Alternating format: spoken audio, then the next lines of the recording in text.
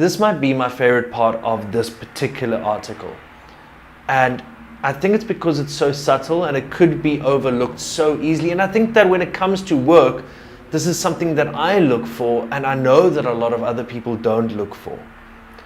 So, we've talked about owning it for ourselves, in other words, believing that we deserve it. We've talked about preparing for it, because even though we might deserve it, it might not mean that we're ready. So, what's left? You've got to find yourself in your work. So this isn't about being prepared. This isn't about what it says about me. Now it's about what it says about where I'm going. In other words, how are you going to take this opportunity that you have and invest yourself to grow exponentially? How are you going to look at this opportunity, this next phase of your life, this thing that you're going to deep dive into and make it as meaningful for you and your collaborators as possible? But do the work, follow the strategy, but have a part of you that is looking at things from the outside and goes, how does what I'm doing fit into the story of my life? How does what I'm doing make sense in how I want to grow as just a person? How do I want to use this particular opportunity to break down and learn new skills? How can I further myself, not just in terms of my working life, but also my personal life? How can I find myself in my work? So the easy ways to do this: get yourself a diary, a work diary, and slowly but surely unpack what this project means to you, because how you feel about it at the beginning might be very different from how you feel about it 6 months from now. In other words, think of your work as a relationship. The idea of your work as a relationship.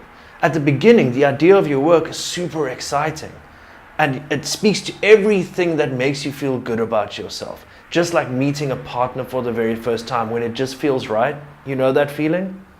Work is exactly the same. So what you can do is you can look at it down the line, because sometimes when you meet that special someone 6 months down the line, you're still good to go. Things are still happy. Maybe they're not. Maybe 6 months down the line, that relationship has kicked up all kinds of other things that you didn't even know was inside of you. Our relationships are our mirrors. And if that's true, the same can be said about our work. When we suddenly were so excited, 6 months down the line, we are hating this job. What does it say about us? Because the situation hasn't changed.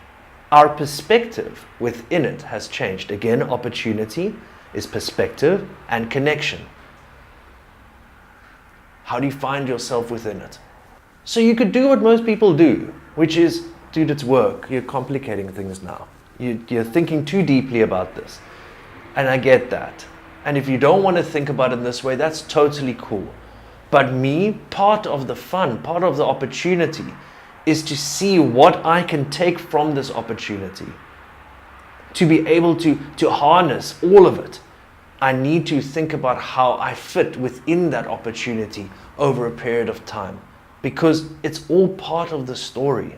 So you got to ask yourself, what can I bring to this opportunity? So that's the self-awareness part.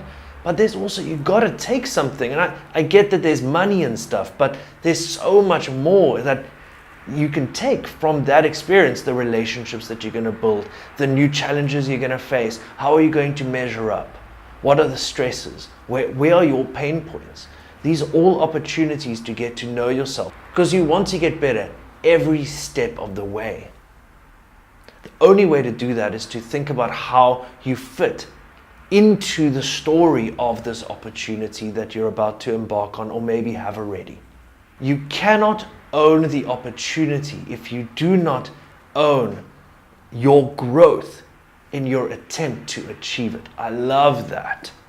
I love that because it speaks to an endeavor as a journey, not just towards something, but to enlarge our understanding of ourselves. So we are all going in a particular direction. But we can all walk there and not think about a thing, or we can walk there and think about everything. Take all of what makes us interesting and makes us worthwhile to ourselves, and we get to take that with.